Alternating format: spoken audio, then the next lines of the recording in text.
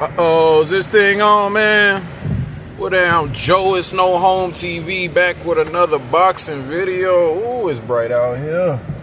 Yeah, man, the weather's starting to warm up, man. We in March. Happy March, man. We getting ready to start this spring, man. It's been a long time coming, man. It's been real rough out here in the Chicagoland area. Cold as shit. Talking 30 below, man. What y'all know about that shit unless you're from a colder climate like me? But speaking of cold, man, there's been a lot of shoulders turned on Tank Davis after this fight with Lamont Roach.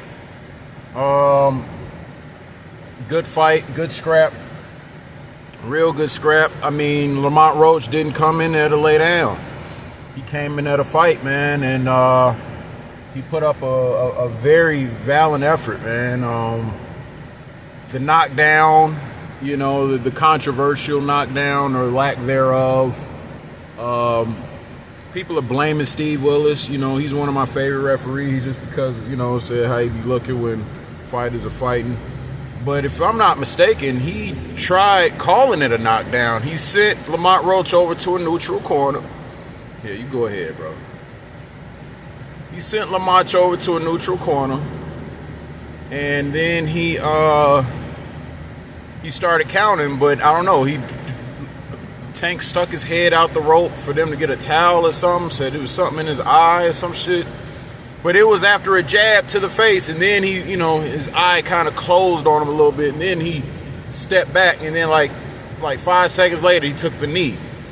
It should have been considered a knockdown, man. And, you know, I guess even with the knockdown and as close as it was, I mean, with it being ruled a draw and all, you technically got to give that fight to Lamont Roach as the winner. You know, once again, I told y'all before, I say it again, I say it all the time, man. I'm a boxing fan, not a boxer fan, man. If you lose, you get your ass whooped, and you lose, get your ass whooped. But I don't know, man. PBC's had other plans, and it looks like they're, you know, now Lamont Roach is becoming inconvenienced because eventually Tank is going to have to fight him again. But he said something very telling at the post-fight conference where he said he wants to fight Roach again. He said, but he was like, that's definitely not going to be next, you know. And not only that, he had said something prior to this fight, kind of overlooking Roach, talking about, you know, he's going to make a big announcement as far as who his next opponent's going to be. This is why you can't sleep on nobody, man. You can't never look past nobody, you know, as far as, you know, who you're facing, man. They tell you, don't look past them. They say look through them, because you got to go through them. Ain't no other way around it. So, salute to Lamont Roach. His stock has definitely went up. We're going to see where he goes from here. They're saying that, like I said, Tank is probably not going to fight Roach in an immediate rematch. I mean, that rematch may happen again down the line. It's going to happen if Tank wants to salvage his reputation. But, you know, Lamont Roach is talking about fighting Shakur if he can't get a Tank rematch. And Shakur seems down with the fight. And now that Roach has has a name now, especially all coming off of this Tank thing, you know, that shouldn't be a hard fight to make. It shouldn't be too much complaints about money.